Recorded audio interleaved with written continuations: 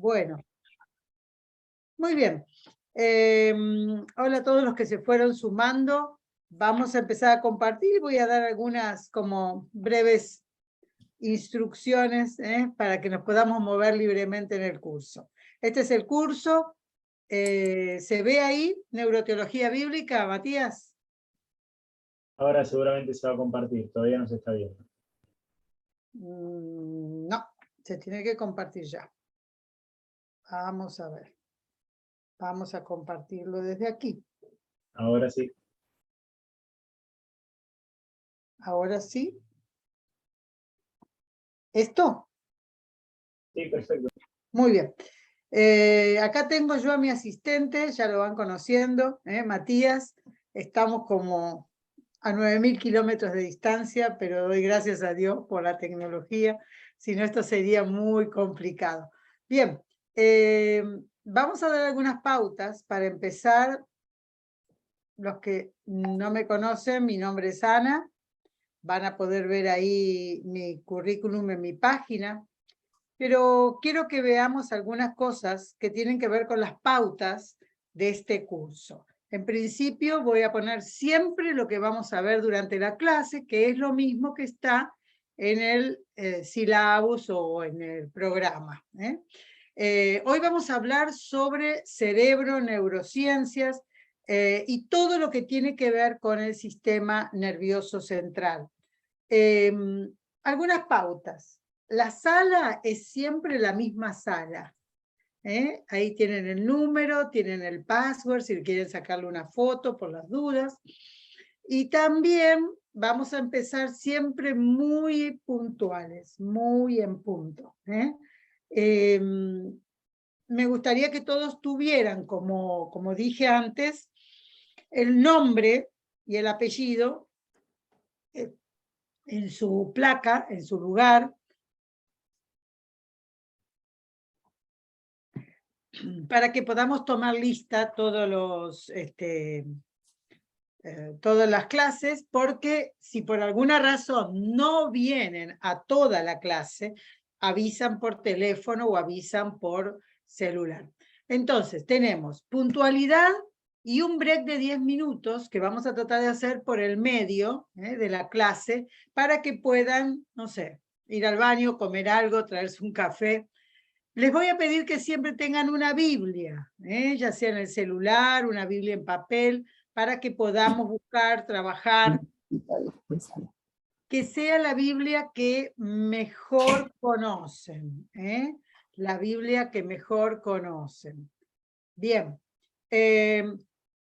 dijimos, si vas a faltar, avisa, siempre vamos a estar con la cámara encendida y el micrófono apagado, porque entonces yo puedo hablar y el que necesita decir algo, vamos a usar el chat. El chat va a estar funcionando permanentemente para preguntas, no para decir amén o sí, sino para preguntas verdaderamente, porque de esa forma yo puedo leer rápidamente y tener digamos, un pantallazo de lo que voy completando en el mismo curso.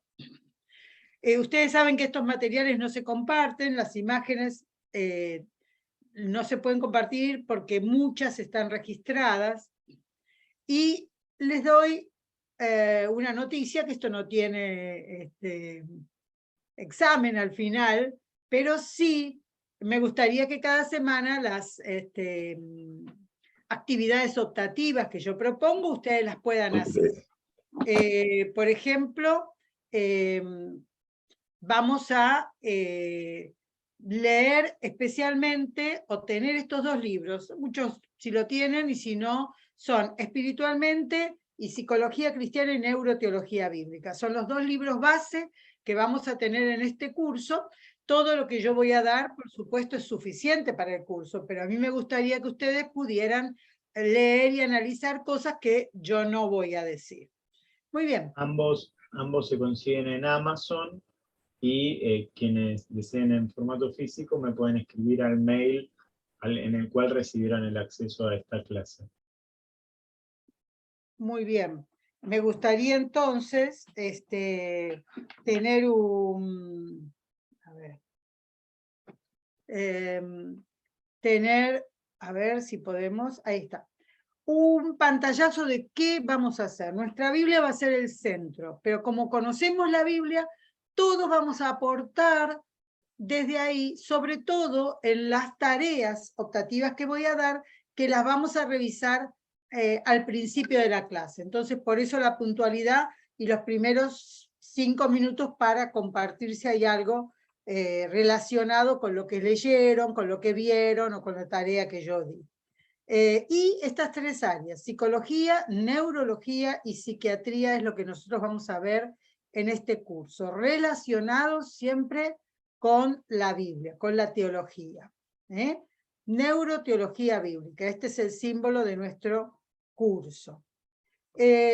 Vamos a aprender, a ver si podemos desde acá, no sé si se puede haber manejado acá. Creo que esto tiene un sistemita. A ver. Sí, ahí lo vamos a ver mejor. Ustedes van a poder ver, tanto aquí como en el cerebro que yo tengo físico, no el que tengo puesto, van a poder ver las partes, esto es medio cerebro, es un hemisferio, en este caso pareciera ser el hemisferio derecho para los que estamos viendo.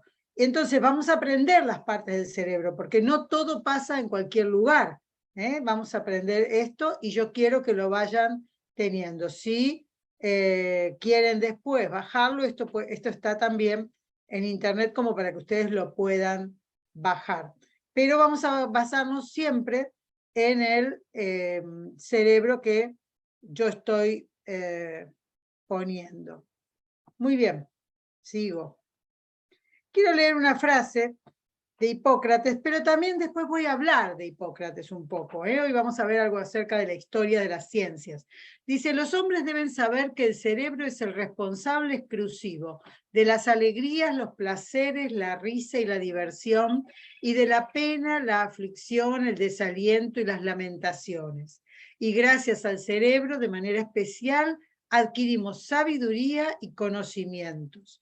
Y vemos, oímos y sabemos lo que es repugnante y lo que es bello, lo que es malo y lo que es bueno, lo que es dulce y lo que es insípido.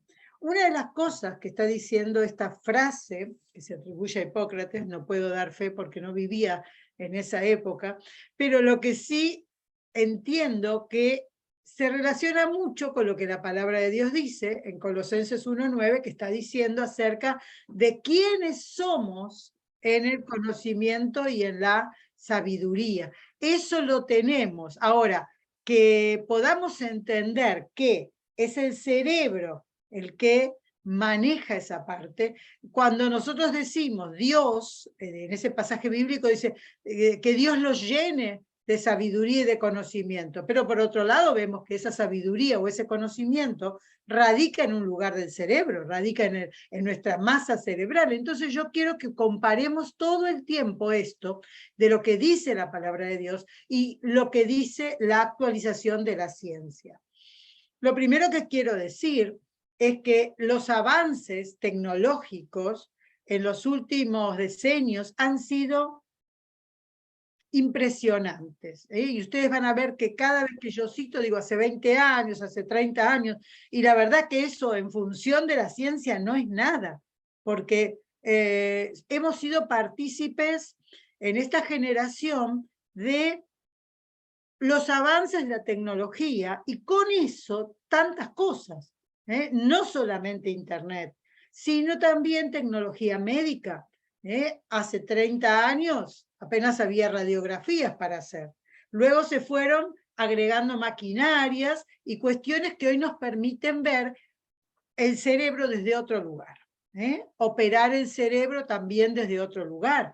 Entonces, vamos a ir viendo cómo fue la evolución de esto rápidamente para que entendamos que no es solamente, bueno, ahora tenemos internet, antes teníamos la máquina de escribir, antes teníamos un teléfono de línea y ahora tenemos un celular. Sí, sí, todo eso es cierto, pero es lo menos importante a nivel global. Lo más importante es que hoy estamos a miles de kilómetros de distancia y podemos vernos, y yo puedo enseñar cosas que no podía enseñar cuando me recibí, porque hoy es distinto. En esto hay que ayornarse todo el tiempo. Cuento una historia, hace unos 15 años, más o menos, yo ya había terminado el doctorado, pero resulta que me invitaron a un retiro espiritual de mujeres. Y había como 60, 80, no sé, 100 mujeres. Y dentro de todas esas estaba una amiga mía que es la esposa del pastor, pero que también es médica. Entonces, como yo venía con todo lo nuevo de la ciencia, como estoy dando hoy, yo sigo capacitándome, entonces iba con todo lo nuevo, y cuando estaba hablando de sanidad interior y de liberación, y bueno, dije algo que es que las neuronas se reemplazan, se regeneran para darnos otra vez la función. Hice así, dije, ¿no es cierto? Doctora Elsa, era mi amiga, me mira, se para y dice, no, Ana, las neuronas que se murieron, se murieron. Y yo dije, oh Dios, un pelotazo en contra. ¿Pero por qué me dijo eso? Porque ella no se ayornó. Después de eso hablamos y le dije, mirá, las últimas investigaciones dicen esto y esto y esto y esto. Me dicen, yo lo recibí hace como 40 años, Ana. Bueno, te recibiste hace 40 años, pero evidentemente no sabías todas estas cosas que ahora son nuevas. Por eso digo que la preparación es que ustedes hoy tienen todo lo nuevo, porque sigo estudiando y leyendo. Muchos me dicen, ¿hasta cuándo? Yo no tengo, el saber no tiene límites, y como dicen, el saber no ocupa lugar, aunque en algunas bibliotecas y en algunos discos rígidos sí ocupa el lugar. Muy bien, sigo entonces con esto para que podamos entenderlo. Bien. ¿Qué tenemos en la cabeza? Resumido, partes del sistema nervioso, aquello que estudiamos en la escuela, el cerebro, el puente, el cerebelo, el bulbo raquídeo, nada especial, sino más bien todo lo contrario. Es el mismo cerebro y funciona de la misma manera. Sin embargo, nosotros sabemos que ahora sabemos más que lo que estudiamos en el cerebro, en el colegio. Muy bien. Entonces, ¿qué tenemos en la cabeza? Acá les voy a presentar a mi amigo Brian, mi cerebro favorito. ¿Para qué? Para que lo podamos estudiar. Para que lo podamos estudiar. Recién mirábamos medio cerebro, ahora vemos cerebro completo, y yo quiero mostrar las partes más importantes. Recién veíamos ahí cómo el cerebro continúa por aquí con la médula espinal, la columna vertebral, pero lo más importante que nosotros tenemos que ver es este pedacito, esto, que está justamente aquí detrás de lo que nosotros llamamos la columna que nos hace doler siempre. ¿Cómo se llama? Las cervicales. ¿Por qué? Porque esto que se llama tronco cerebral, es lo primero que se forma en la panza de la mamá. Nos enseñan siempre óvulo, espermatozoide, la unión, la multiplicación, todo eso nos van dando a nivel celular. Pero ¿qué se forma primero que todo del bebé? Se forma esto. De aquí se va formando todo absolutamente. Por eso es tan importante, porque de esta parte se van a distribuir todos los pares craneales, todo lo que va por la columna vertebral hacia la derecha y hacia la izquierda. ¿Y por qué explico esto? Porque como vamos a ver enfermedades, las vamos a ver en función de lo que estamos aprendiendo del cerebro. ¿Qué pasa cuando una persona se cae? ¿Qué pasa cuando una persona tiene un shock, o un accidente cerebrovascular, o una operación. Bueno, lo vamos a ir viendo, pero quiero mostrar que lo primero que se forma es ese tronco cerebral del cual van a ser para arriba el cerebro, para abajo la columna vertebral, ya formándose el bebé, el feto. Bien, a grandes rasgos, ¿no? Muy bien. Dice así, el sistema nervioso es el más completo y desconocido de todos los que conforman el cuerpo. Por más que nosotros hablamos de mucha tecnología, aún desconocemos mucho del sistema nervioso. Es capaz, junto con el sistema endocrino, de controlar las funciones del organismo, de recibir e integrar innumerables datos procedentes de los distintos órganos sensoriales para lograr una respuesta del cuerpo. Quiero que entendamos que esto que yo digo así en una frase tiene que ver con que todos los estímulos internos y externos se van a dar en el sistema nervioso central. Todo, desde que alguien me toca el brazo y yo lo voy sintiendo, ¿cómo lo siento? Nanosegundos hasta el cerebro y vuelve. Entonces, vamos a aprender ese proceso. Pero yo abajo puse PNIE, que son las siglas de psiconeuroinmunoendocrinología.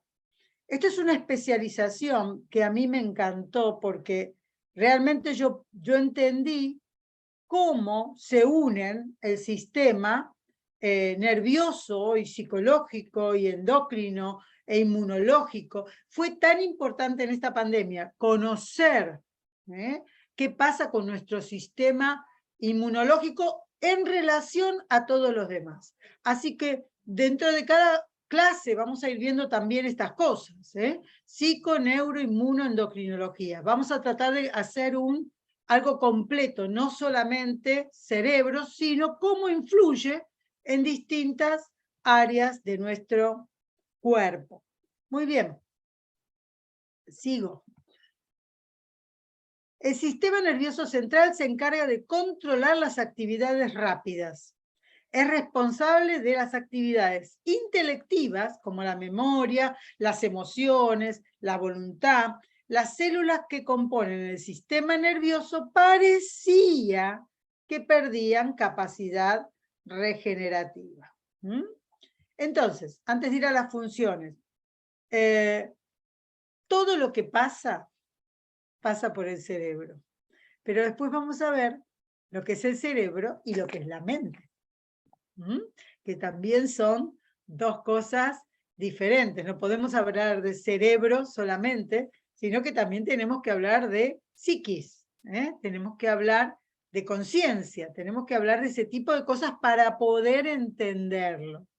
Ahora bien, me gustaría que podamos ver cómo el sistema nervioso dirige todas estas cosas a través de sus funciones, porque el ser humano está dotado de mecanismos nerviosos a través de los cuales recibe información de las alteraciones que ocurren en su ambiente externo e interno y en el de otros, que le permite reaccionar a la información de forma adecuada. Por medio de estos mecanismos, oye, ve, actúa, analiza, organiza y guarda en su encéfalo registros de todas las experiencias significativas. Ahora, tenemos neuronas en todo el cuerpo. Nuestro sistema nervioso nos recorre, al igual que la sangre, por todo el cuerpo. La diferencia es que la sangre va de una manera y por distintos canales, y el sistema nervioso recorre todo. El sistema nervioso está en los músculos, está en los órganos, está recorriendo mi cuerpo para saber qué hace, ver todo el tiempo cómo se mantiene un sistema de supervivencia, ver qué cosas vienen de afuera, como estímulos del sol, de la luz, pero también de otras personas. Una agresión, por ejemplo, de alguien, supongamos un insulto, una agresión verbal, ¿cómo llega a mi cerebro? ¿Cómo llega a mi cuerpo? ¿Cómo repercute? ¿Qué pasa si es una agresión? ¿Y qué pasa si todos los días de tu vida recibís agresiones? El cuerpo reacciona de cierta manera. Entonces nosotros vamos a ver justamente esas cosas. Yo quiero poner aquí, a ver, el cerebro, la forma y las funciones. Acá decíamos, ¿cómo se estudia el cerebro? ¿Cómo perdón, el sistema nervioso? El sistema nervioso central, que lo dijimos recién, encéfalo y médula espinal. Pero luego hay un sistema que se llama autónomo, que no necesita que yo me acuerde de hacer nada. Por ejemplo, los nervios craneales, todas las vísceras, las glándulas, el corazón, los vasos sanguíneos, la musculatura lisa, que ahora vamos a decir qué es, y su función es eferente, o sea, es hacia afuera.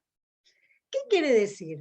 Que yo no tengo que hacer nada para que mis glándulas funcionen. Yo no me levanto a la mañana y le digo, a ver, glándulas, actúen ahora, a ver, vasos sanguíneos, corran, o me despierto a la mañana y quiero decirle, corazón, empezá a latir. No, son autónomos. Pareciera que en la gestación Dios les dio ya cuerda, y esa cuerda me sirve hasta el final de mis días. Es maravilloso cuando la palabra de Dios dice, creced y multiplicaos. Este crecer, yo digo, va a crecer la persona quiera o no quiera. Miren, yo ya no quisiera crecer más, pero sigo creciendo, porque la impronta dada en el Génesis es crecer. Ahora, ¿en qué crezco? En todo. No solamente mentalmente, no solamente porque sé caminar o puedo hacer una cuenta, sino que todo mi cuerpo crece. Crece mis riñones, el corazón, todo eso. Nosotros no lo vemos en los niños crecer. No lo vemos. Es un sistema autónomo. Se maneja solo. La única vez que nos damos cuenta que tenemos, no sé, un páncreas es cuando nos duele. Si no, ni nos damos cuenta. Si no lo vemos. Cualquier cosa se refleja en nosotros cuando hay un dolor. Si está sano, no pasa nada. No lo notamos, no lo sentimos. No hacemos el recuento de si a la mañana están todos nuestros órganos y a la noche cuando nos vamos a dormir están todos en su lugar. Yo no hago eso, no sé ustedes, pero yo no. Sistema nervioso vegetativo, que es otro sistema, que está formado en el tronco, o sea, toda la médula y a partir de ahí la columna vertebral, por estos cordones nerviosos que yo decía, que se llaman pares craneales, por ejemplo, que van a lo largo del cuello, del tórax, del abdomen, o sea que de la columna vertebral, por supuesto, van a nacer nervios que salen de la columna, de la médula, y van a las distintas partes del cuerpo, por eso tenemos cervical, lumbar, todo esto tiene que ver con las divisiones que se hacen de las vértebras en la columna, según sea su número y su altura. Pero también están los ganglios periféricos. Todo esto es el sistema llamado vegetativo. Los ganglios periféricos son muy importantes. Van a hacer un trabajo todo el tiempo de recibir y enviar células y sangre. Entonces, estas células tienen la capacidad de redistribuirse. Por ejemplo, hay una zona de ganglios debajo del cuello, en el cuello, debajo de los brazos, en las axilas. Esto es muy, muy importante, pero nosotros no hacemos nada. Solamente si alguno se inflama, dicen, ah, bueno, tenés paperas, o si alguno se inflama debajo de la axila, bueno, hay que ir a hacerse una mamografía o hay que hacer algún escáner. este es el mismo cerebro que yo les muestro para que vean la posición. Estos son los ojos, ahora lo vamos a ver más adelante en el propio cerebro que traigo, pero estos son los ojos, este es el sistema amigdalino, este es el cerebelo. ¿Por qué lo muestro así? Y esto que es blanco, que es el cuerpo calloso, es lo que está uniendo un hemisferio con otro, una parte con otra. Eso acá está cortado, pero en realidad es entero, es lo que une los hemisferios. Acá está. ¿Qué hace esto? Bueno, estas fibras son las que pasan de un hemisferio a otro, y tienen estas comisuras, hipocampal, avénula, que son las fibras aferentes de la amígdala y el hipocampo. Se los voy a mostrar para que ustedes digan de qué está hablando Ana. Miren, nosotros tenemos el cerebro entero, lo vamos a separar para que ustedes lo puedan ver, y vamos a dejar uno de los hemisferios. Este hemisferio tiene, igual que el que les mostré en la foto, acá están los ojos, la nariz, que no la tengo acá puesta, pero está acá, en esta zona. Ahora, esto es lo que es entero.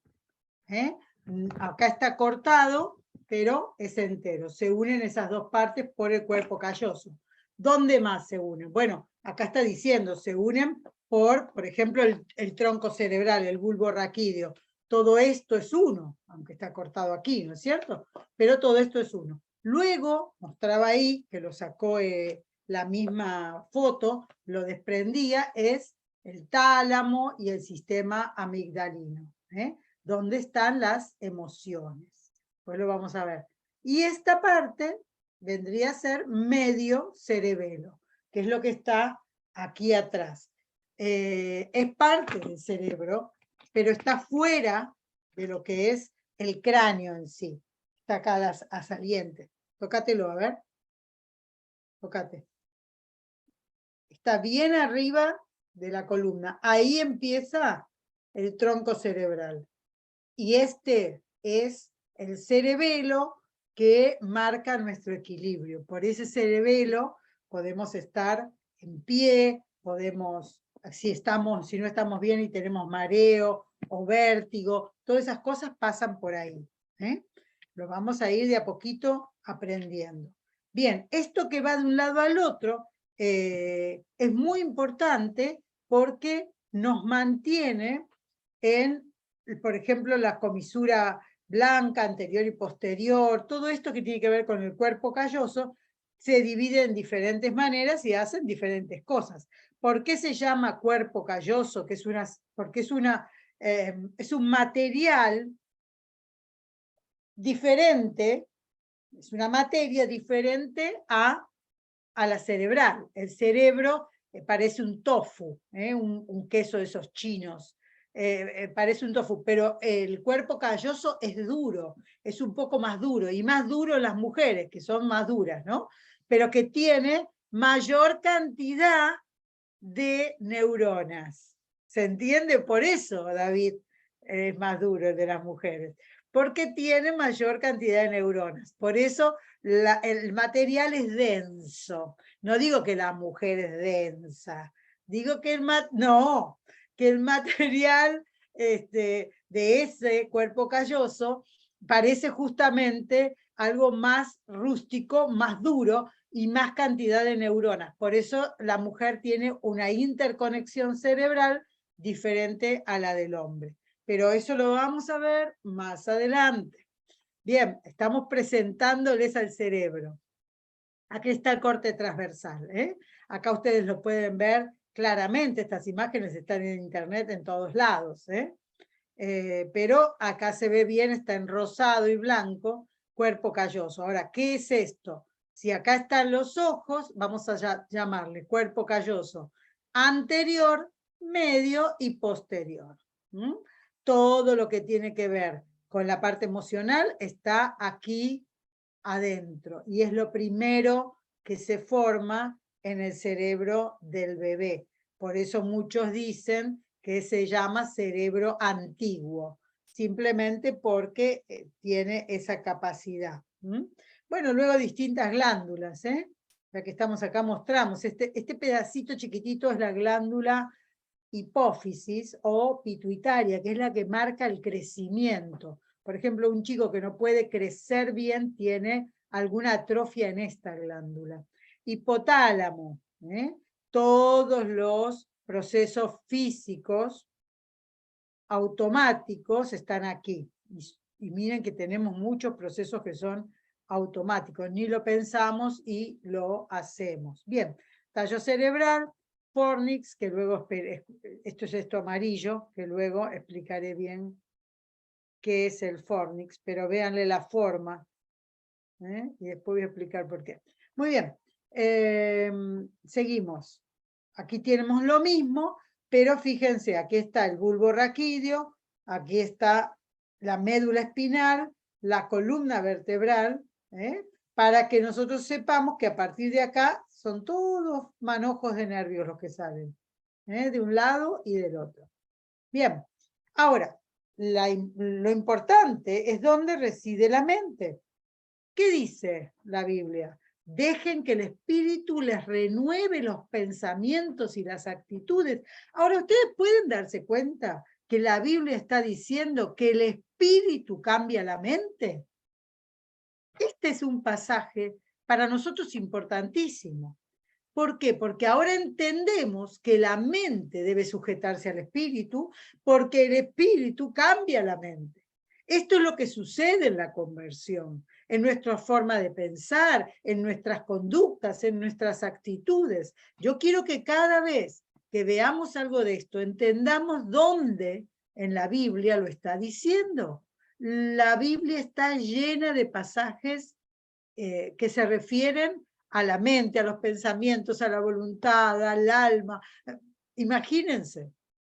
Entonces vamos a estudiar eso para entender espíritu, mente, materia, todo lo que tiene que ver con la ciencia. ¿Estamos de acuerdo? ¿Me levantan el dedo? Si hay algo que no entienden o algo que yo me olvido, más que nada preguntas, preguntas, pónganlas en el chat. Preguntas, pongan en el chat. Bien, y así yo las voy viendo mientras. Muy bien, vamos a hacer un poco de historia.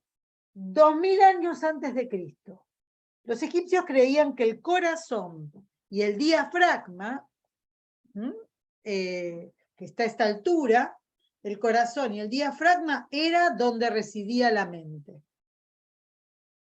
Y una cosa más que está registrada.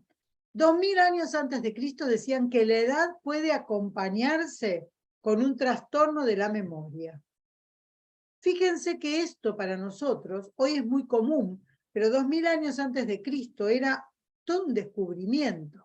Ahora, si nosotros pensamos lo que el Antiguo Testamento dice acerca del diafragma, del estómago, dónde estaba el poder, dónde estaba Dios, estaba en esa zona del cuerpo. Por eso los patriarcas generalmente hasta el día de hoy se ven como gordos, panzones, quedados, en ese sentido, porque ahí es donde residía el poder, el cerebro.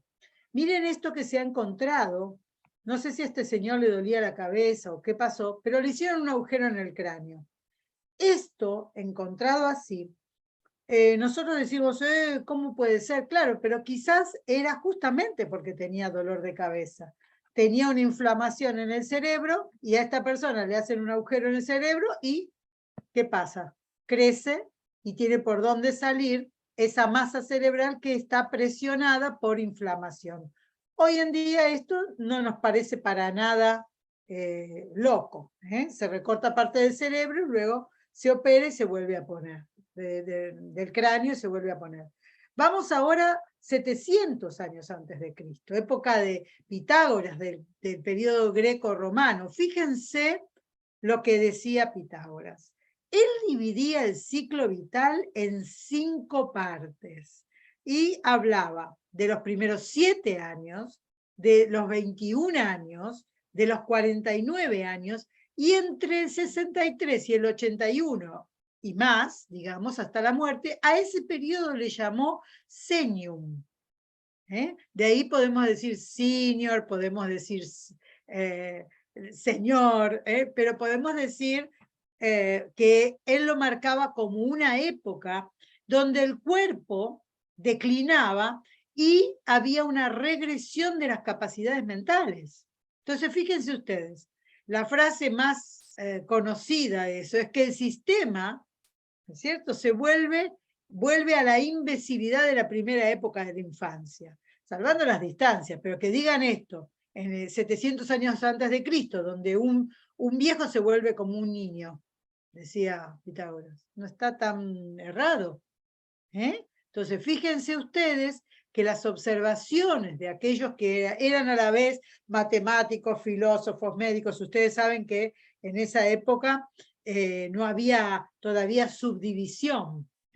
Todo lo va a enmarcar al principio de la era cristiana, la ciencia lo va a enmarcar en la teología, pero luego fue la filosofía la que fue reemplazando y todos los filósofos debajo tenían otras especializaciones, pongámoslo así. Pitágoras sabemos que era un matemático, entonces dividió en números los ciclos vitales. Ahora vamos a aquel Hipócrates que mencionamos al principio. Miren lo que dice acerca de la enfermedad mental. Dice que es el imbalance de los sistemas humorales o el imbalance del sistema de los humores. ¿Qué quiere decir? Él marcaba 4 áreas, 4 humores, que hasta el día de hoy los seguimos estudiando y viendo cada vez que hablamos de personalidad. Hablamos de una personalidad caliente, seca, húmeda, fría, porque tenía que ver con el agua, el fuego, el aire y la tierra. Y él hacía algo, le ponía una zona del cuerpo, lo cual a nosotros nos habla de psicosomática. Dice la sangre, la bilis amarilla, la bilis negra, la flema de los flemáticos. Bien, esto tiene que ver con los estudios antes de Cristo. Por eso a Hipócrates se lo llamó el padre de la medicina. Yo diría el padre de la medicina clínica, si hacemos una especialización. Porque él lo que hizo es que separó la medicina como un estudio diferente a la filosofía y a la teología. Y además relacionó la personalidad con el cuerpo, con la tierra, con los cambios climáticos. Entonces, lo que hizo es un estudio sistemático de la medicina. Hoy cuando los médicos, inclusive psicólogos, que somos psicólogos clínicos, juramos por el juramento hipocrático, que hasta hoy es la base de la ética. En los libros de ética están estas características que dice, por ejemplo, hacer el bien y no el mal a un paciente. Porque vos lo tenés ahí anestesiado, te tenés que comprometer a curarlo y a no matarlo. Por lo menos en el compromiso. Por ejemplo, en la autonomía, es otra de las bases de la ética, la autonomía, donde uno dice, tengo que hacer lo que el paciente quiere. Si el paciente no quiere hacer el tratamiento, y yo esto lo digo con conocimiento de causa, si dice basta, yo no quiero hacer ningún tratamiento más. Bueno, no lo puedo obligar, aún siendo médico, no lo puedo obligar, aún siendo el ser más querido. ¿Por qué? Porque hay una ética que hay que respetar. Y así, cada principio, son 4 principios éticos, esos son del juramento hipocrático. ¿Qué hizo con esto de los humores? Fue avanzando y entendió que la comida tenía que ver con el cuerpo. Uno dice, pero es obvio. No es obvio. En ese momento empezó algo que podríamos llamar nutrición o dietética. ¿Qué alimentos son beneficiosos para la persona según la enfermedad que tiene, según el clima de la zona, según inclusive su trabajo. Bueno, lo que hizo Hipócrates, muy importante, en la escuela de Kos, en Grecia, pronosticó, pero hizo prevención. Dijo, si a vos te duele esto, esto no lo comas. Lo primero que hizo fue un diagnóstico. Ahora, nosotros tenemos que entender la gran ventaja de tener un diagnóstico, porque sin un diagnóstico no hay tratamiento. La otra cosa que hizo Hipócrates fue el concepto de crisis, saber cuándo la enfermedad es aguda o no. Y algo muy importante, y ahora que pasamos la pandemia lo sabemos, él empezó con lo que podemos llamar, y se llamaba en esa época en griego, asepsia. Porque antiguamente los médicos no se lavaban las manos, no tenían guantes descartables ni nada de eso. No había asepsia en el lugar. No sé, quizás lo ponían en el piso y había tierra. Entonces, lo que hizo, muy importante, fue poner para los tratamientos un sistema de asepsia. Por ejemplo, el lavado de manos es algo que no existía en ese momento. La otra cosa fue que, gracias a que Galeno comprimió, lo que hacía Hipócrates era dar cantidad de, no sé, tomate toda esta hierba en un té. Bueno, lo que hace Galeno es comprimir, de ahí viene la importancia del médico Galeno, y hoy le decimos Galeno a los médicos porque prescriben comprimidos. Galeno logró hacer esas tintas madre, esa concentración de los medicamentos. Otra de las cosas que se inició con Hipócrates fue las herramientas, el instrumental médico. Antes, ¿qué se usaba? ¿Un bisturí? Se usaba un cuchillo. Y para inmovilizar al paciente y para trabajar, creó lo que es el banco o la cama, o lo que hoy diríamos la camilla del paciente. Entonces, fíjense ustedes de dónde viene todo lo que hoy está perfeccionado y es automático. Pero desde aquí empezó la medicina a crecer. Hipócrates anotaba regularmente y de manera precisa muchos síntomas. Por ejemplo, el pulso, la fiebre, el dolor, movimientos y excreción. ¿Por qué? Porque eso fue la primera historia clínica. Medía el pulso a los pacientes cuando los examinaba por primera vez, para saber si mentía o no mentía. Entonces, fíjense, lo que nosotros después hablamos de detección de mentiras y todo lo demás, tiene que ver con eso. Hipócrates extendió las observaciones clínicas a la historia familiar y el ambiente. Entonces, ya es un médico clínico sistémico, familiar. La medicina debe a Hipócrates el arte de la inspección y la observación clínica. Puede parecer muy loco de poner esto, pero sin esto nosotros no podemos entender los movimientos de descubrimiento del cerebro, de cómo fue avanzando, cosas que quizás no sabíamos. ¿Ustedes sabían que fue Hipócrates el primero que habló de asepsia? El primero que tuvo la limpieza del lugar y de las manos, por ejemplo, para operar, que fue el primero que anotó los síntomas del paciente, que le tomó la fiebre para ver el pulso, para ver si mentía o no mentía. O sea, cosas que para nosotros hoy son tan comunes, y mucho más cuando estamos en un ámbito donde se habla de psicología o este tipo de cosas. Bien, sigo. Un poquito más. Avanzamos. Miren esto.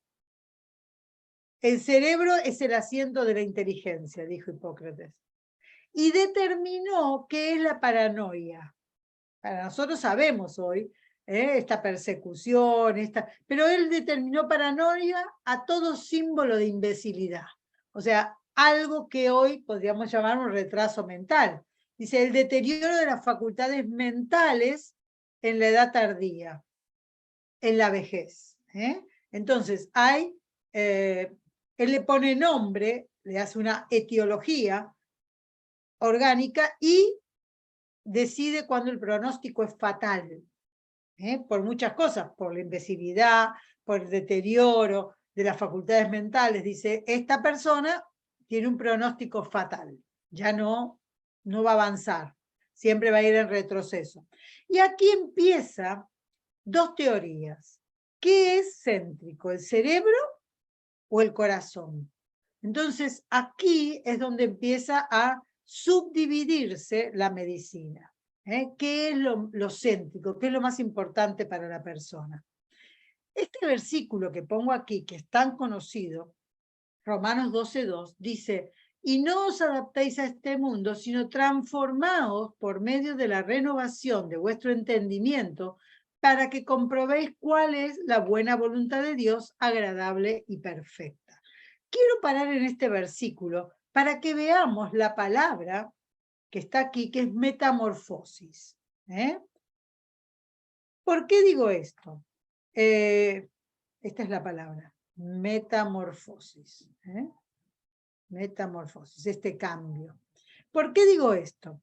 Porque en realidad sería tan bueno que nosotros podamos entender lo que significa, eso que está en griego era el versículo, y la palabra que se usa para esa transformación. Ustedes tienen mucho material en mi página, por ejemplo, en YouTube, en mi canal de YouTube está todo un estudio sobre la metamorfosis y sobre ese versículo. Si les sirve, si lo puede ilustrar. Bueno, hay muchas cuestiones que nosotros usamos este versículo para muchas cosas. Pero yo quiero mostrarles que esto tiene que ver con cambios que no son, bueno, yo antes era así y ahora soy así. Antes miraba la vida así y ahora miro la vida así. No, es una transformación donde si antes miraba la vida así, ahora la miro así. No tiene dos caras, es totalmente reemplazable. Esto de esto, es totalmente reemplazable. Una cosa reemplaza a la otra cuando se transforma. Y ustedes lo van a ver ahí en ese estudio para que entiendan qué pasa en el cerebro. Entonces, la teoría cerebrocéntrica dice que el cerebro es el asiento de todas las conductas. Antes era el diafragma. Esto ya tiene un avance grande en la parte filosófica también. Sócrates, Platón habla del cerebro como asiento del proceso mental. Fíjense dónde está. Aristóteles, contemporáneo casi, dice algo muy interesante. Cerebro es igual a radiador, de donde viene la palabra radiador, que el cerebro enfría la sangre que viene del corazón. Dice, el corazón era el asiento del proceso mental, pero no se queden con que ahí está el proceso mental. Fíjense que la sangre del corazón puede venir caliente, pero el cerebro es el radiador que le baja la temperatura. Ahora, esto hoy lo decimos como una cosa, claro, razona, pensá, razona, no te calentes, espera, pensá, razona, baja 2 cambios. Esto no es de nosotros. Lamento decirles a todos los psicólogos presentes. Esto viene de esta época, 335 años antes de Cristo. ¿Qué pasa acá? Esta es la época, acá está Galeno, que lo habíamos nombrado, pero Galeno dijo algo, le puso el término morosis a la demencia, de donde viene el término demorado. Dice, da el envejecimiento como una de las causas de la demencia. Fíjense ustedes cómo se está relacionando el tiempo con lo que va sucediendo en el ser humano. ¿Qué pasa en esta época? Empiezan los sucesos, hasta después de Cristo, 200 años, los sucesos en las escrituras, las cartas del apóstol Pablo. Todo todo esto es para entender, cuando nosotros hablamos y predicamos de los ancianos en la congregación, también están estas teorías. ¿Por qué habla respeten a los ancianos en la congregación? Porque ya había corrientes que decían, ojo, si es viejo está demente. La demencia es algo que acompaña a la edad. Tenemos que ver las escrituras desde ese lugar, desde esa época, no desde hoy. Que es cierto, el respeto y todo lo demás, pero desde esa época. Entonces entendamos que la ciencia avanzaba mientras nosotros estábamos en la época bíblica. O sea, hay cosas que están sucediendo, ya no es una coincidencia. Y avanzamos en el tiempo, vamos al cerebro. Hay un interludio medieval, es donde ya no pasa nada, pero por ejemplo, Roger Bacon lo que hizo fue hacer como una vincha, esas que usan los tenistas, y dijo, me parece que por acá está la imaginación, que por acá está el juicio y el pensamiento, y por acá está la memoria. O sea, ya le va poniendo lugares al cerebro donde está cada cosa. Es imaginativo, porque ellos solamente veían cerebros muertos. Y aunque fueran vivos no tenían cómo ver neuronas. ¿Qué pasa en esta época? Donde toda observación anatómica quedó muda. Era la Iglesia Católica, la Santa Inquisición y luego los concilios. Estaba prohibido hablar de nada que tenga que ver con el cuerpo. Por eso, justamente, cuando nosotros llegamos, por ejemplo, al siglo XV, estos son los dibujos especialmente para determinar cómo son la masa ósea o el cerebro, cómo son de acuerdo a lo que los médicos veían.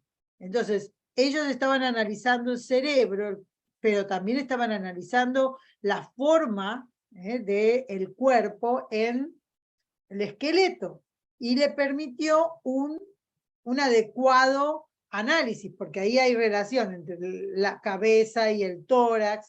Esta parte de lo que se investigaba era hasta ahí. Y este mismo Vesalius lo que hizo fue este primer dibujo, que es muy, muy importante. Si ustedes ven acá, está el cuero cabelludo, están las meninges, está el cerebro, están los dos hemisferios. Es lo primero, 1543, donde hay alguien que dibujó algo parecido al cerebro. Fíjense la membrana que cubre, la corteza, esto se llama corteza, esta membranita que cubre, que él la fue sacando, que es donde están ciertas neuronas específicas. Pero ¿qué pasaba en esta época mientras tanto? Hablamos que la Iglesia ya estaba liberando este tema, había pasado la Inquisición, pero también era importante que mientras tanto se estaba dando la Reforma Protestante. Entonces empezamos a ver que se vuelve al hombre. El renacimiento tiene que ver con eso. Mientras antes no se veía la persona, no se tenía en cuenta el cuerpo, era pecado estudiarlo. Bueno, en el Renacimiento también resurgen los científicos, los artistas, y en lugar de seguir las ideas de Galeno, empezaron a diseccionar cuerpos humanos. Entonces, ¿qué es esto? Esto que nosotros lo conocemos tanto, que se llama el hombre de Vitubio.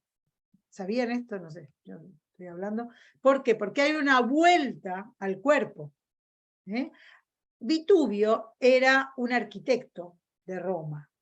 Hizo este dibujo justamente para la parte arquitectónica, de ver cuál es el centro, cómo se divide, qué pasa con las distancias que hay de uno a otro lado. Él midió, y lo que hizo luego Leonardo da Vinci y Miguel Ángel fue que entendieron cómo se hacía Y ellos se dibujaban cómo se hacía la investigación de esto mismo, de este hombre de Vitubio, en la realidad.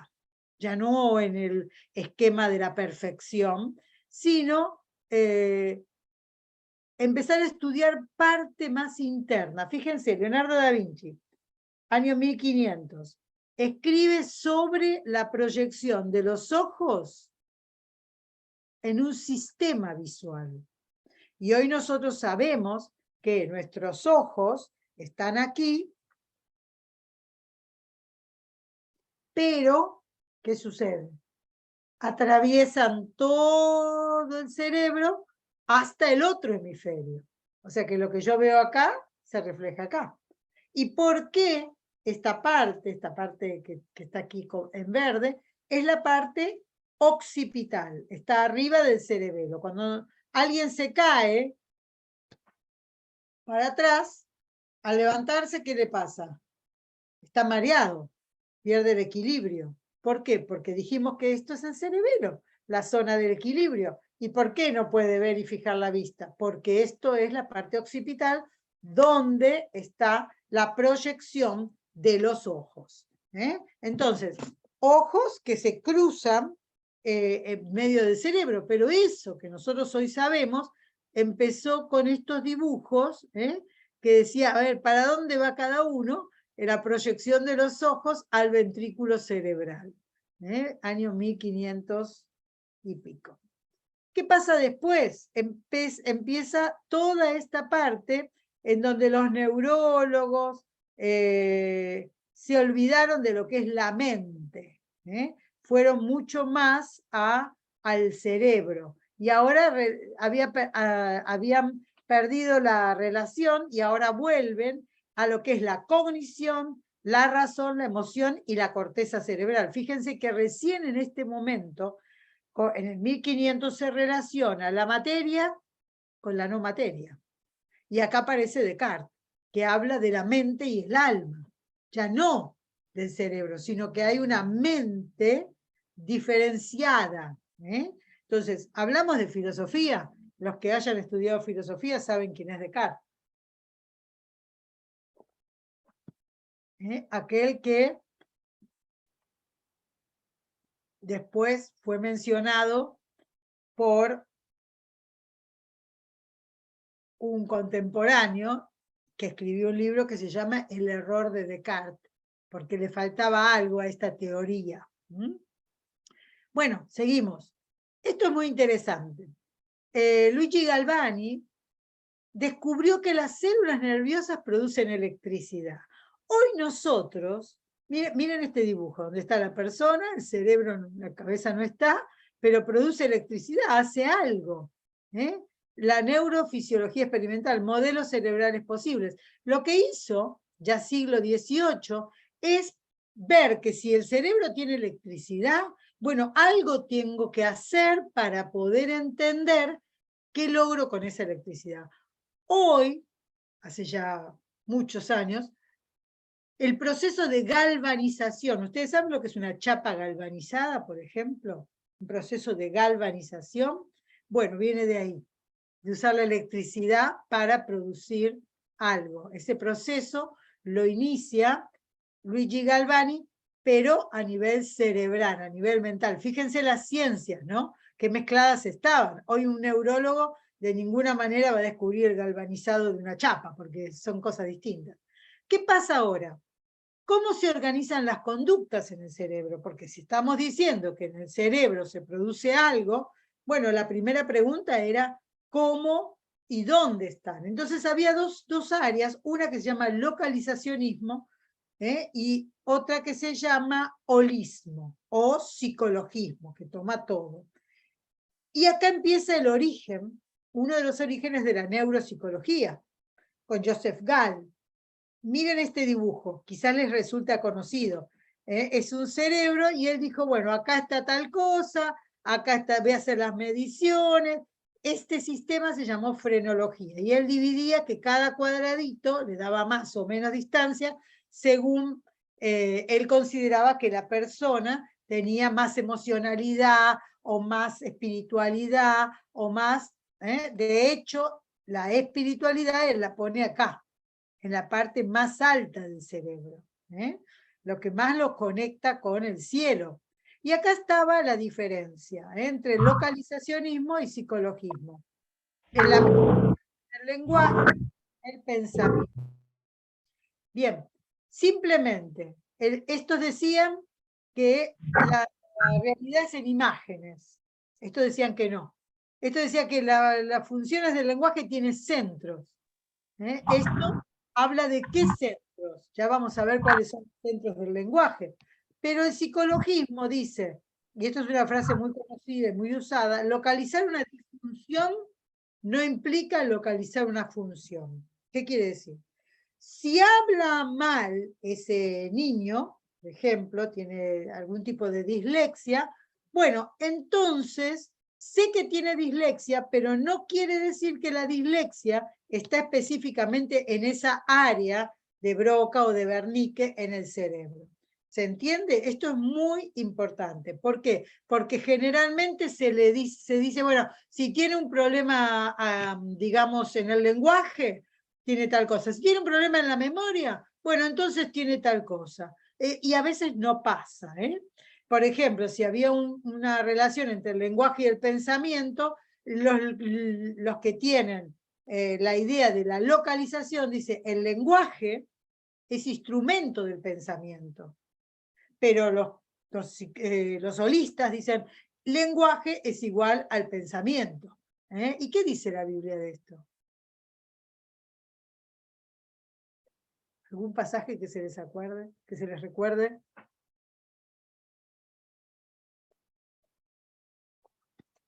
Lenguaje igual a pensamiento. Bueno, van a descubrir algunos pasajes ahí.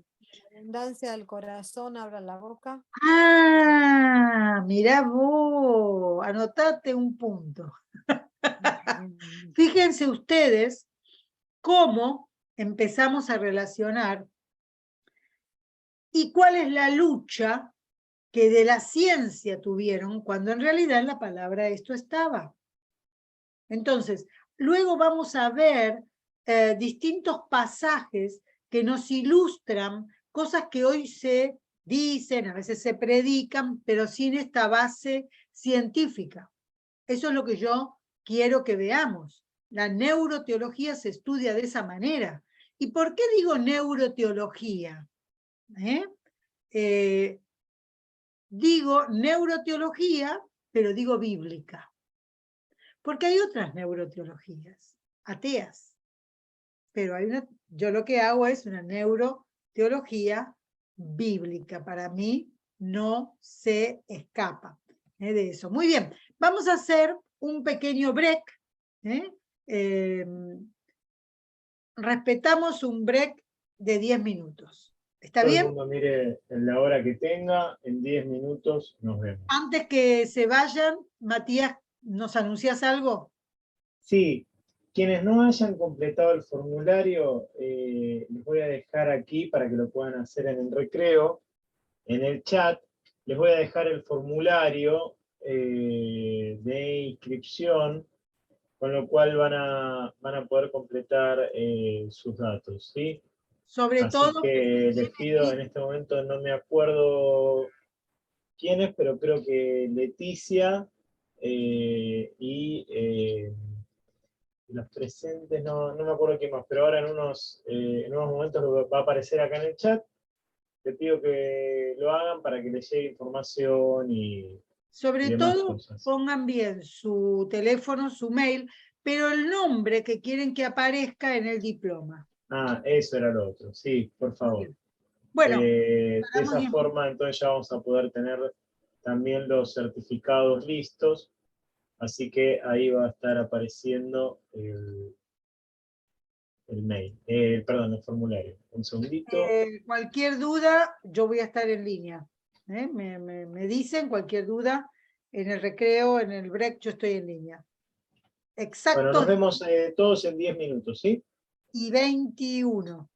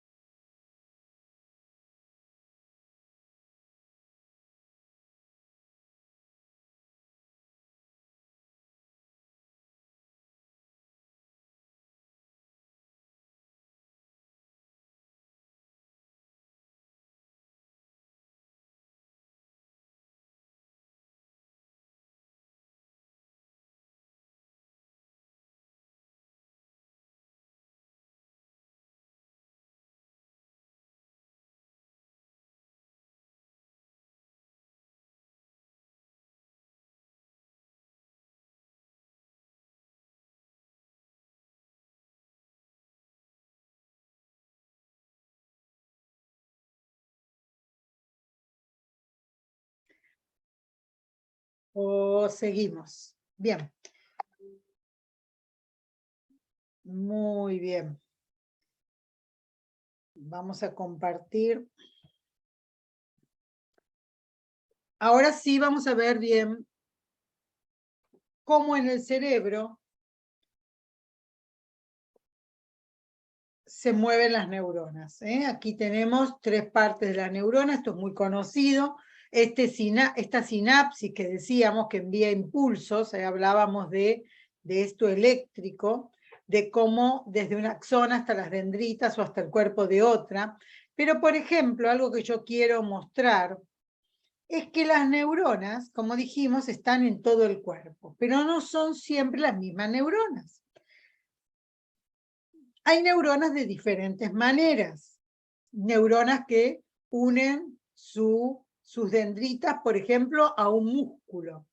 Entonces, cuando rehabilitamos, por ejemplo, cierto músculo del cuerpo, lo rehabilitamos haciendo interconexiones entre las dendritas y el músculo, en cualquier lugar del cuerpo. Lo mismo sucede con las neuronas y las vísceras, por ejemplo, o con la musculatura lisa. Siempre va a haber neuronas que, por ejemplo, agilicen el tracto digestivo, el tracto urinario, toda esa parte que nosotros casi ni calculamos. Pero lo que sí quiero que ustedes vean es el formato. Esta neurona bipolar no es la neurona de los bipolares, sino que tiene solo 2 polos.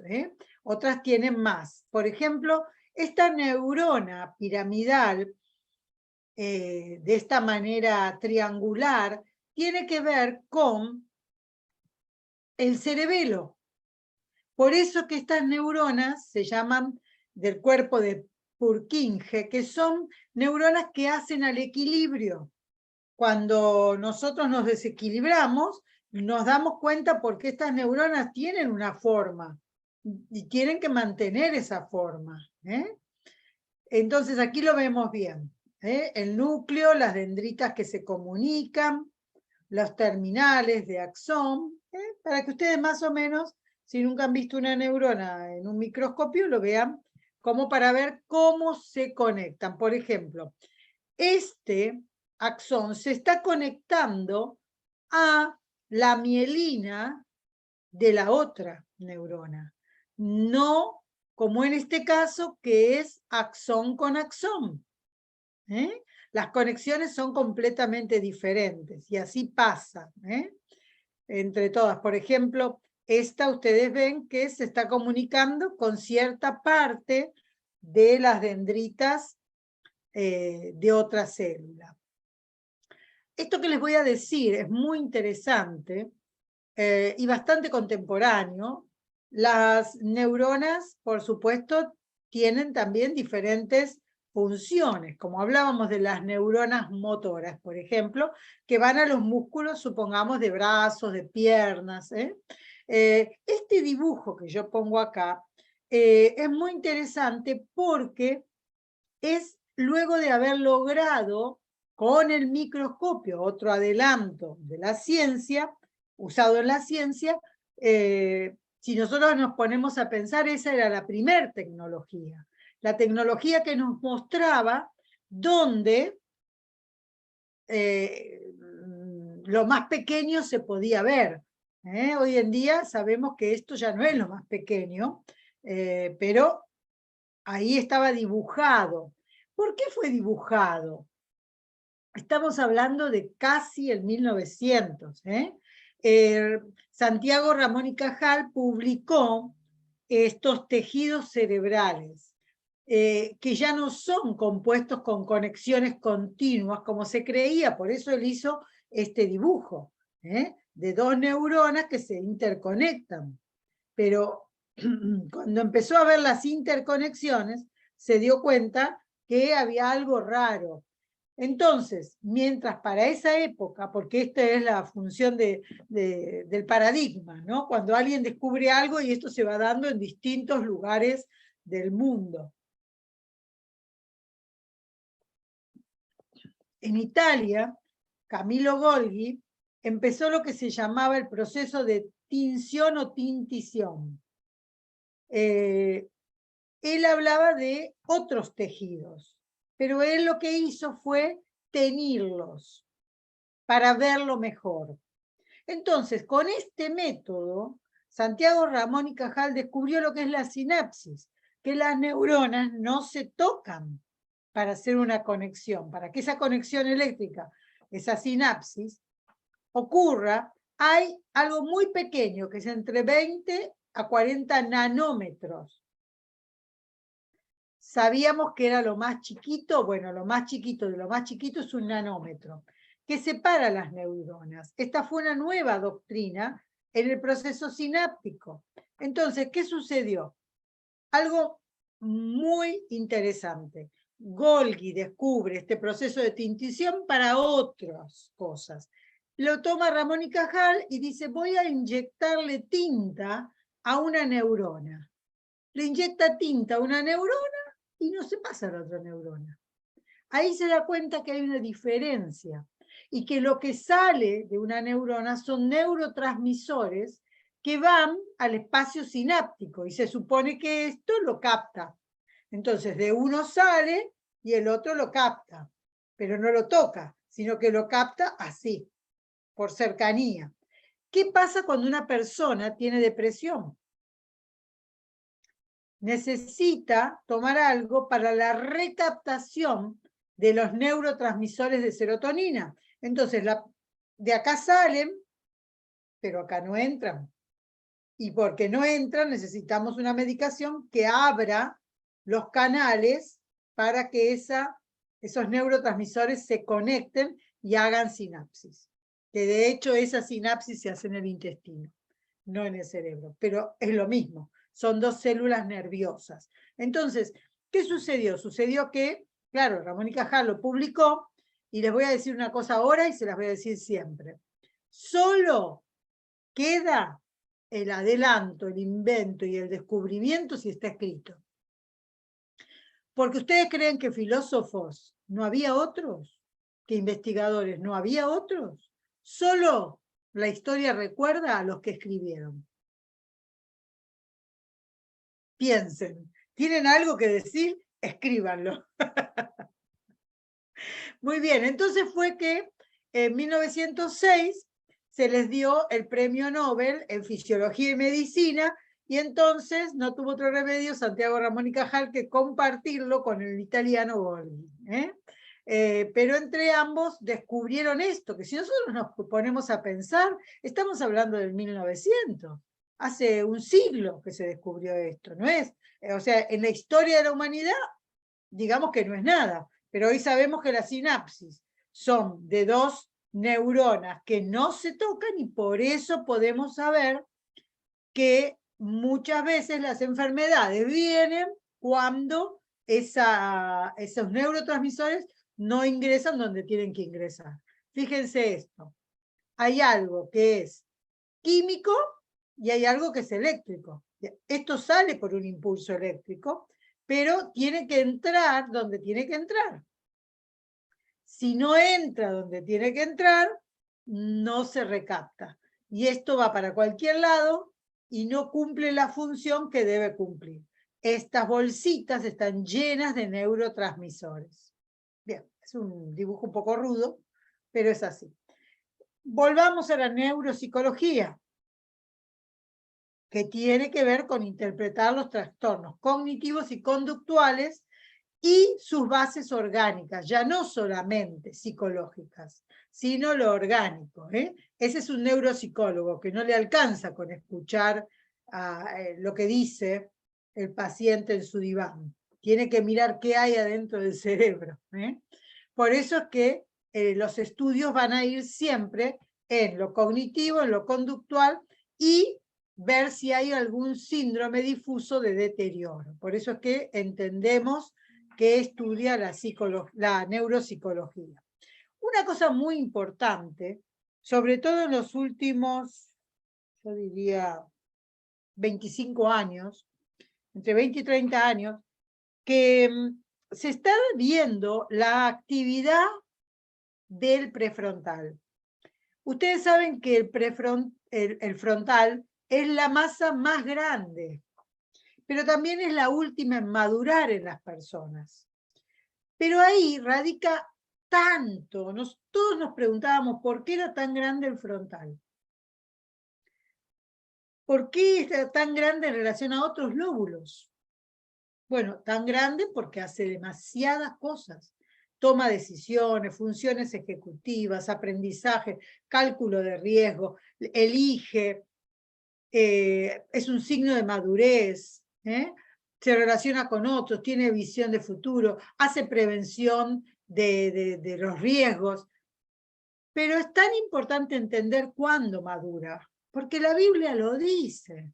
Y dice, cuando yo era niño, hablaba como niño, pensaba como niño, juzgaba como niño, mas cuando ya fui hombre dejé lo que era de niño.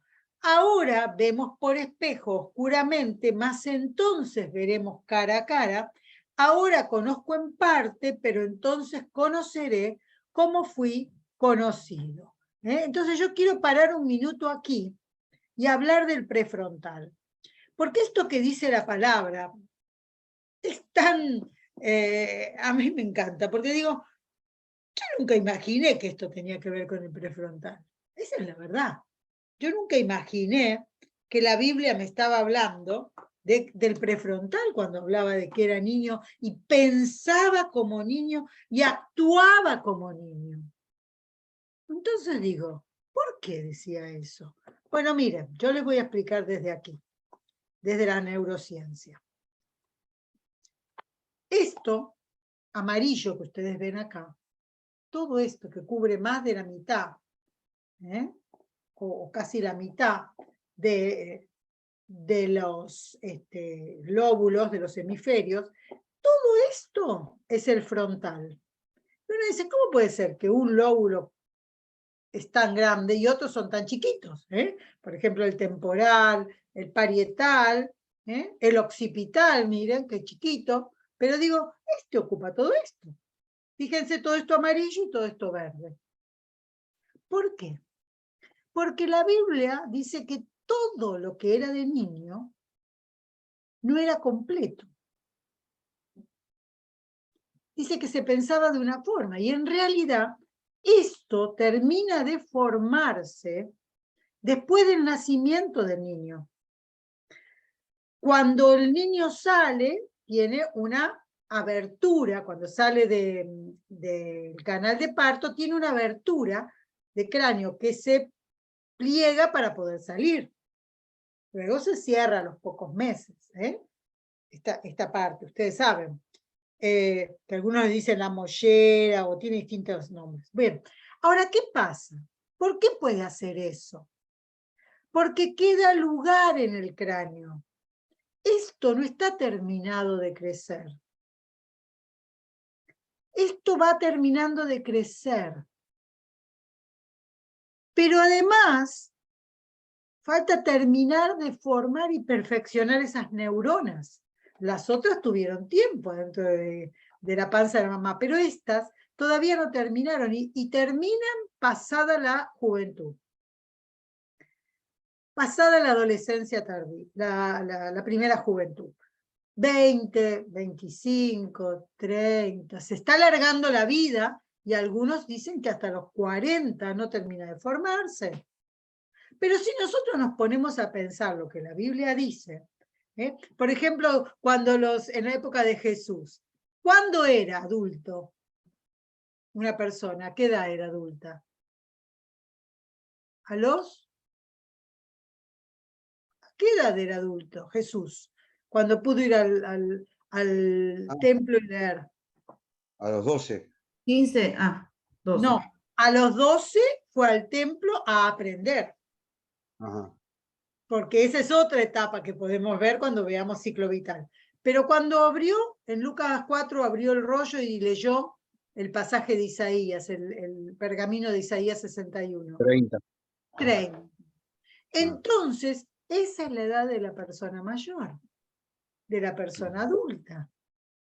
Hoy la ciencia lo dice, y cuando yo lo leí, que era muy jovencita, dije, mirá vos, Ahora entiendo por qué a Jesús no lo dejaba leer los pergaminos hasta los 30. ¿Por qué? Porque el desarrollo del prefrontal tarda.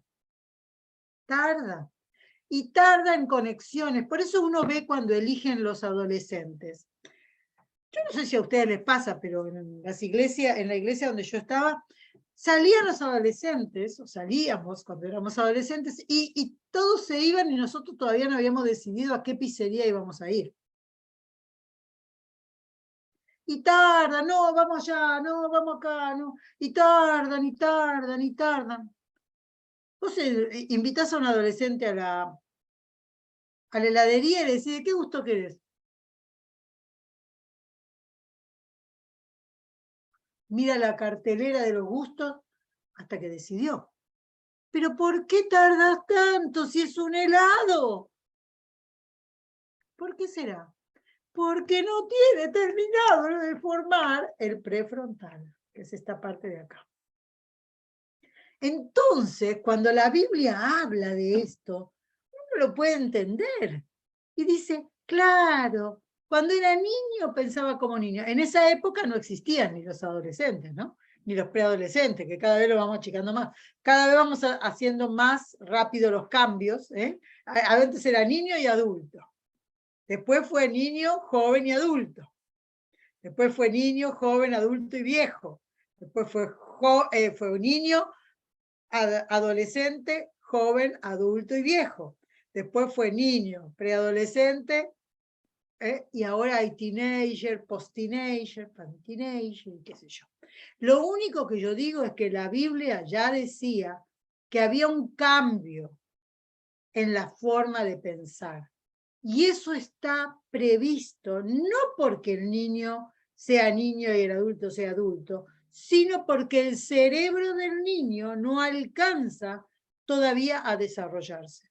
Entonces, hay cosas que no puede de ninguna manera decidir. Y fíjense lo que es. La madurez, la toma de decisiones, funciones ejecutivas, aprendizaje, cálculo de riesgo, pero voy a decir, ¿pero cómo se va a tirar de ahí? ¿No se da cuenta que se va a lastimar? Elecciones, y cuando hablo de elecciones, hablo de elegir algo más que el gusto del helado. Porque, por ejemplo, hay países donde ya a los 16 años los chicos pueden elegir, pueden votar. ¿Está bien o está mal? Lo único que sé es que su cerebro está inmaduro. Entonces, ¿cómo es la relación con otros? El adolescente muere por un amigo. Le importan más los pares que los padres. Pero, ¿por qué es? Si el amigo le dice, tirate, se tira. El amigo siempre es el amigo del alma y para toda la vida. Pues nos damos cuenta que eso no es así. ¿Qué pasa con el futuro? Nosotros tenemos que hacer una orientación vocacional. Y uno dice, pero ¿cómo? ¿El chico no sabe lo que le gusta? Sí, el chico sabe lo que le gusta, pero no tiene dimensión de elección. No sabe qué es bueno y qué es malo definitivamente a futuro, porque es textual. El chico no puede proyectarse. Cuando nosotros le decimos a los chicos, ¿qué querés ser cuando seas grande? Cuando eres chiquitito te dicen cualquier cosa. Por ejemplo, a mi esposo cuando era chiquito le habían preguntado, ¿qué te gustaría ser cuando seas grande? Y él dijo ascensorista.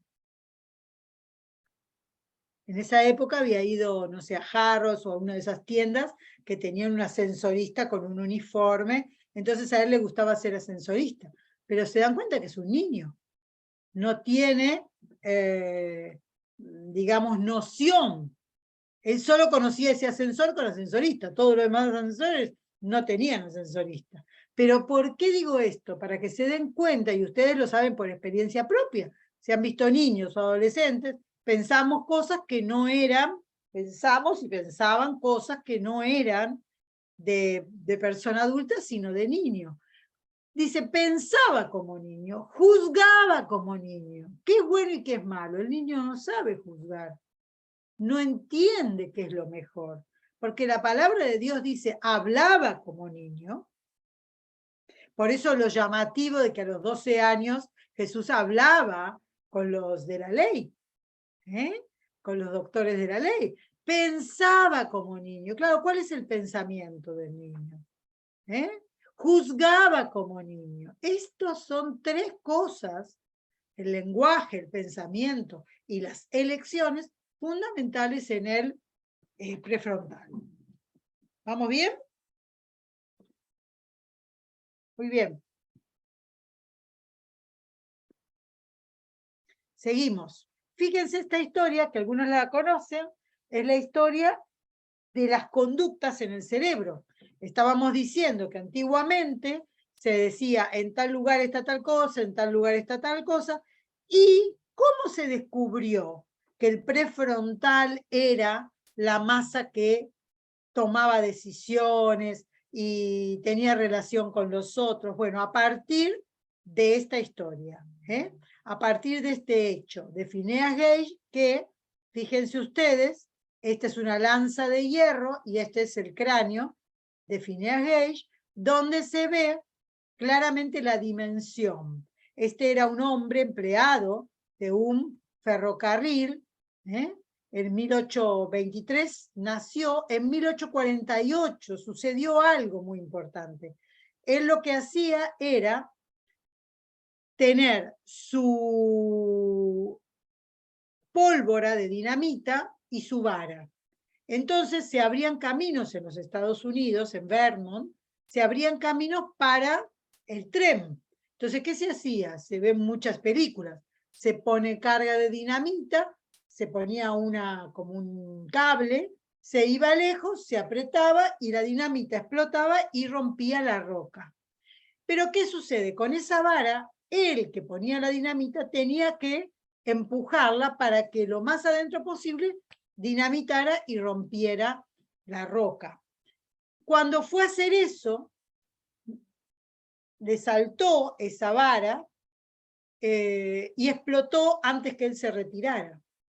Entonces esa vara le atravesó desde acá hasta acá, como ustedes ven en la foto. ¿Esto fue la primera vez que pasó? No sé.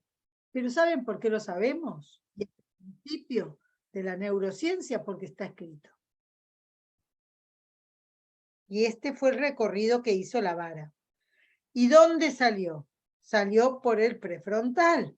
Atravesó el globo ocular.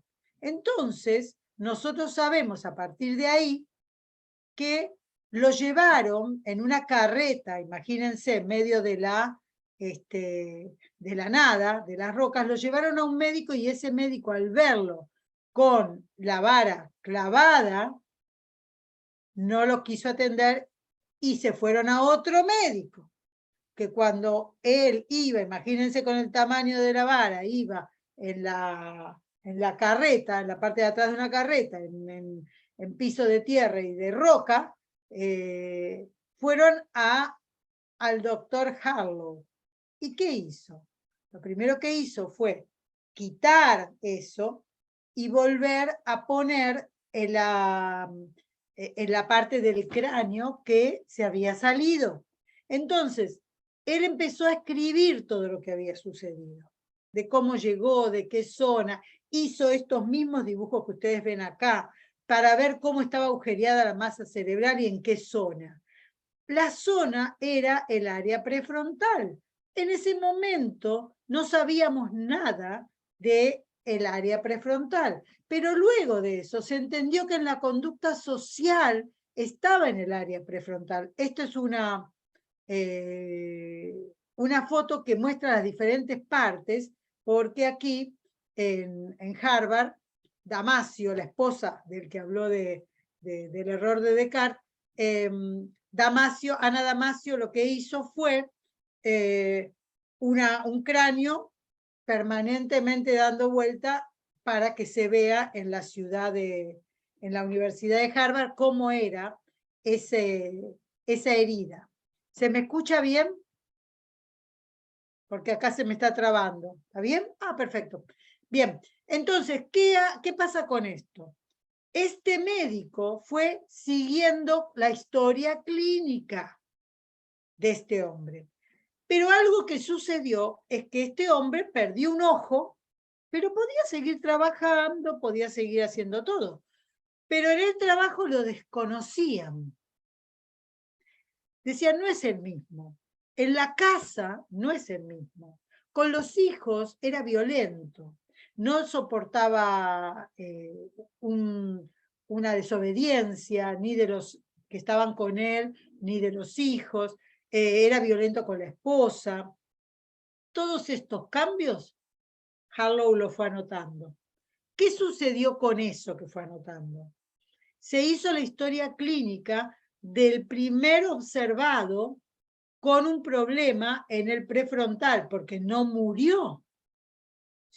Por supuesto, si hubiese muerto, no sé, estaríamos esperando otra vara de hierro, pero al no morir, se escribió todo de sus conductas, y ahí entendimos que el prefrontal tiene que ver con la conducta, con la relación con otras personas, ¿eh? Entonces es muy importante la zona del cerebro. Esta tiene que ver con la relación con las personas, esta tiene que ver con la relación con Dios, ¿eh? Entonces, es muy interesante saber que a partir de ese momento él fue, digamos, lo echó de la casa, la mujer se fue a Chile, de Vermont a Chile, y lo único que hacía era poder trabajar solo, porque no podía tener relación con las personas. Entonces, lo que hacía, se transformó en viajante del sur al norte de Chile, viajaba solo, llevando y trayendo mercadería. Hasta que murió bastante joven, pero todo eso fue el principio de la neuropsicología, ¿eh? Entonces, es tan interesante tener escritos, ¿eh? Bien, acá estamos, razón y emoción. ¿Qué decía?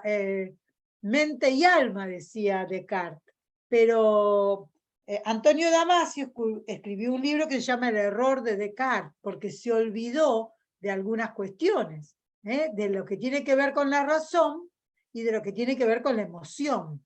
Y estamos ya entrando en un área que vamos a desarrollar, que es razón y emociones. Pero fíjense dónde está la razón y dónde la emoción. La razón prefrontal, frontal. La emoción tiene que ver, dijimos, con el sistema amigdalino. Esperen que lo abro. Este cerebro es duro. Bien. Tiene que ver con esto. Prefrontal, razón, sistema amigdalino, todo debajo del cuerpo calloso, tiene que ver con el tálamo, tiene que ver con la amígdala, tiene que ver con la hipófisis, con todo lo que estamos viendo que se desarrolla, hay mucho, el fornix, todo lo demás que estamos viendo tiene que ver con el sistema emocional.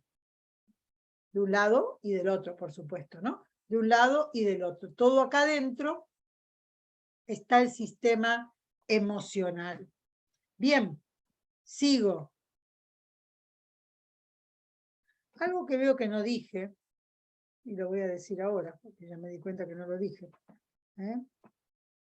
y lo voy a dejar acá, es cuáles son los lóbulos, que por las dudas lo menciono. Lóbulo, dijimos, ¿cómo se llamaba este? Frontal, y este que está dentro del frontal, que se llama prefrontal. Lóbulo frontal. Lóbulo temporal, que está acá. Para que no se olviden, les digo que el lóbulo temporal se llama temporal porque acá es donde salen las primeras canas que marcan el paso del tiempo. Temporal. Frontal porque está de frente, prefrontal porque está más adelante todavía. Occipital, dijimos, el lóbulo occipital, que tiene que ver con la vista y el equilibrio. Y el lóbulo, no me olvido ninguno, ¿me olvido de alguno? Corríjanme. Quienes saben de esto saben de lo que estoy preguntando. ¿Cuál es el lóbulo que me olvido? ¿El parietal? Parietal. dijimos, parietal, que se relaciona con Dios, pero hay un lóbulo que ustedes deben saber que existe, y es el lóbulo de la ínsula. El lóbulo de la ínsula ha sido categorizado lóbulo hace unos 30, 40 años. ¿Por qué? Existía, pero no se lo había categorizado como lóbulo por una sencilla razón, y es porque no tenía forma exterior, era una isla dentro del cerebro. Entonces, si yo abro esta parte, que es una de las fisuras, de las ranuras, si abro esta parte, adentro hay un lóbulo que cumple todas las funciones del lóbulo y es como una isla en el cerebro. Por eso se llama lóbulo de la ínsula. Ahora, ¿por qué cubre tantos requisitos para llamarse lóbulo? Es muy interesante las acciones que hace ese lóbulo, de recibir y demandar. Es como las antiguas telefonistas que recibían y mandaban a cierto lugar.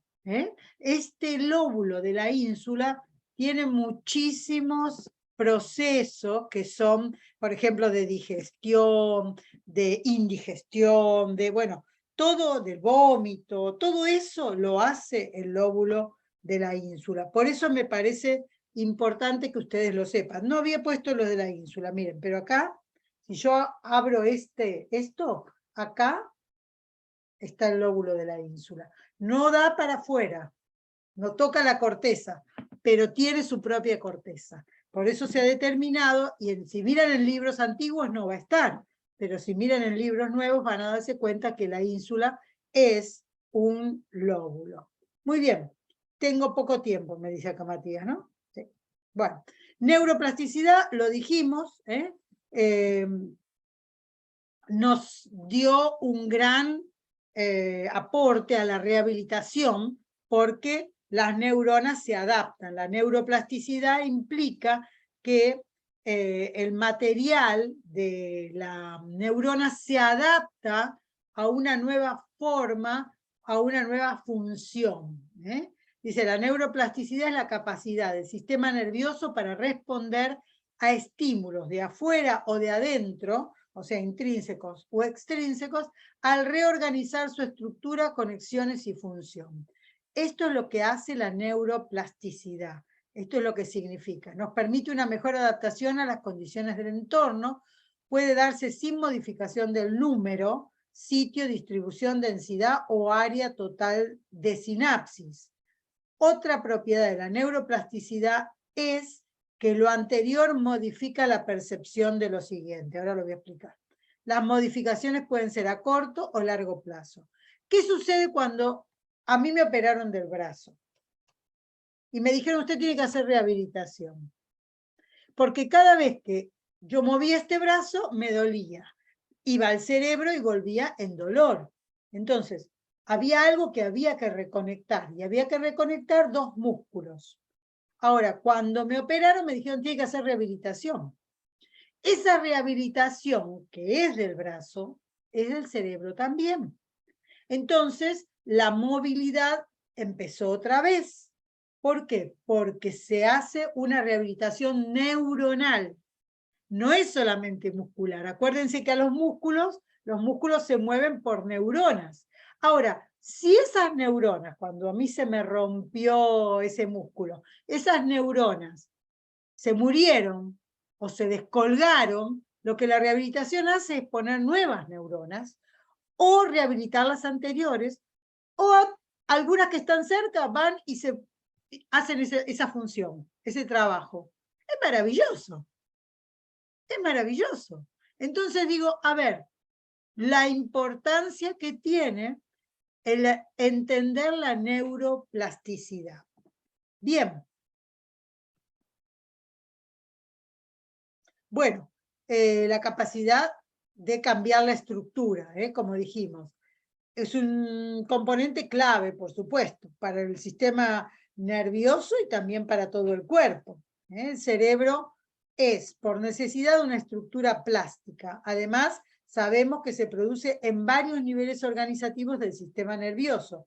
Podemos hablar de plasticidad del tejido nervioso, neuronal o glial, o sináptica. Esta glial quiere decir que las células, neuronas de la glía, son las que sostienen, eso está por todo el cuerpo, sostiene que esta neurona que está acá no se vaya para allá. O esta que, por ejemplo, la plasticidad hace que la neurona que está cerca pueda transformarse y cumplir la función. Cambia la forma, ¿vieron que vimos las formas de las neuronas? Bueno, pasa de ser bipolar a ser de otro estilo. Antes hacía tal cosa, bueno, ahora además hace tal y tal otra cosa. Bien, terminamos. A ver. Dice aquí, no debemos pues dormirnos como los demás, sino mantenernos alerta y en nuestro sano juicio.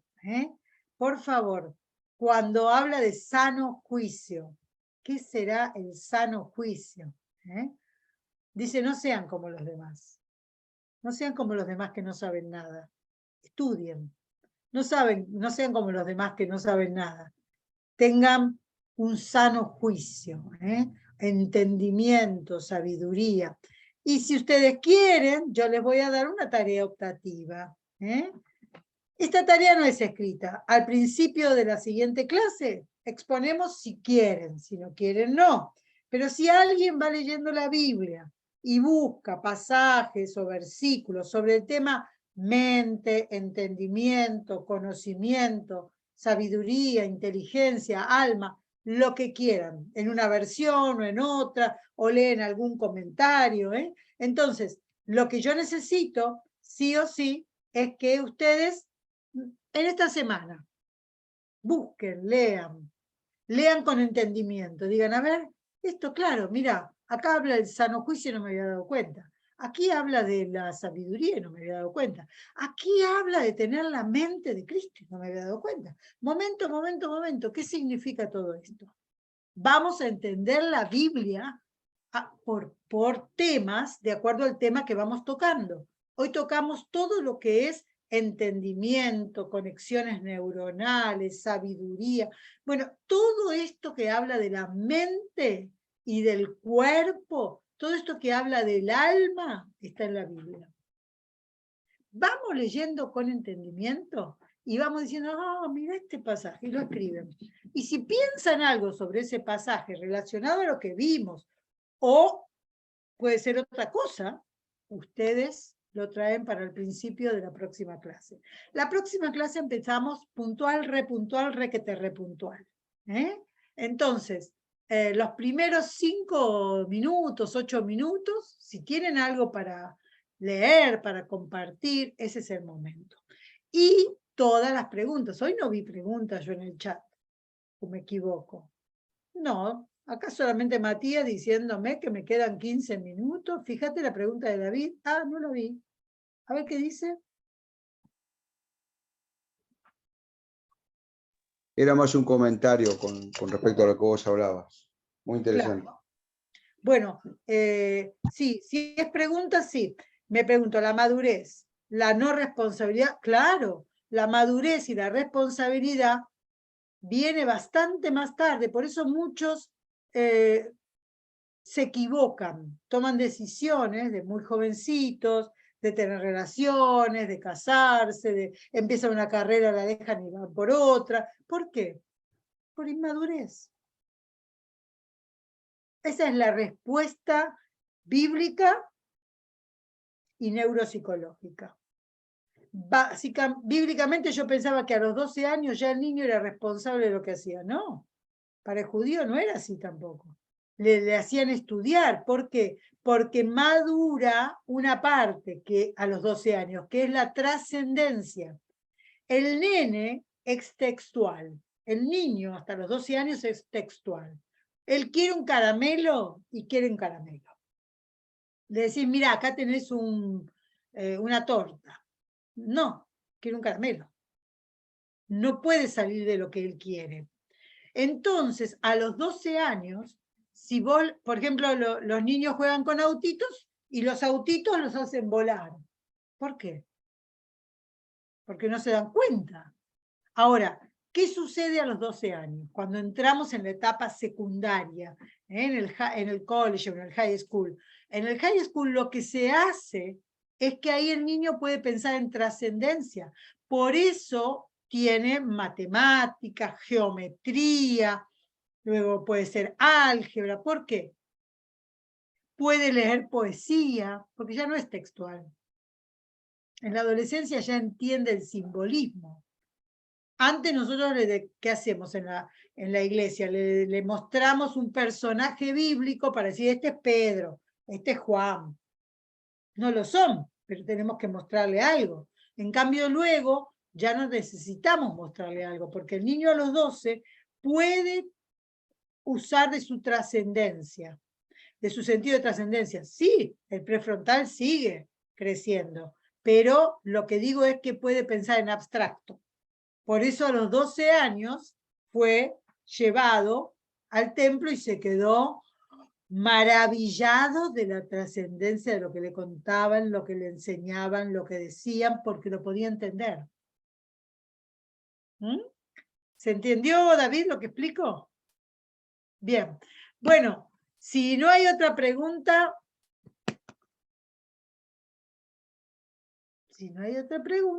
nos vamos hasta la semana próxima. ¿Qué les parece? ¿Qué les parece? Completen todo lo que Matías les dijo, por favor, que mi manager, él es el director del instituto en Argentina. Así que bueno, Lady, ¿dónde estás, Lady? Que no te... Hola, Lady, por favor, Matías a Lady, toda la clase. Hola, buenas, ¿cómo están? Buenas noches, noche. Tenemos cambios de horario de cualquier lugar del mundo. Entonces estamos un poco desconectados. Pero bueno, lo que sí vamos a hacer es vernos en punto la próxima semana. No digo el horario porque cada uno está en un país distinto, pero nos vemos en punto. ¿Ok? ¿Dedo para arriba? ¿Sí? ¿Todos? ¿Bien? ¿Les gustó la clase de hoy? Ya que tienen los dedos para arriba, díganme que sí. Dios les bendiga. Chao, hasta la próxima. O sea que entré tarde. Yo No pensé. importa. Oh, my Te van a dar toda la clase y la próxima tenés que estar 2 horas Sí. antes que ahora. Por favor, completen Ah, el es 2 formulario de horas inscripción. antes. Wow. Bueno, quédate en línea, Ana, quédate en línea, Lady, quédate en línea. Ya. Sí, tienen que completar el formulario de inscripción que estoy pegando aquí. Si ahora ingresan al chat, ahí van a ver el link. Por favor, háganlo ahora, quienes no lo hicieron. Ok. Así Ahí que lo bueno, ves. el resto Lady, nos lo ves vemos la semana que viene. Muy ¿Lo bien. ves en el chat, Lady? Ya voy a ver. Ajá. Bien. Sí, si no se lo piden a Ana. Chao, Analía. Chao, Chao, nos vemos. Ada. Chao, Ana. Ajá. Bendiciones para todos. Chao, Aquí Claudia. está el formulario. Ya lo lleno y entonces Te llega la clase por correo. me va a llegar la clase grabada. Listo. Sí, mañana o pasado. Mañana. Ok, Muchas gracias. gracias, bendiciones. Está bien, bye. Bueno. Listo, Lady. Nos estamos viendo.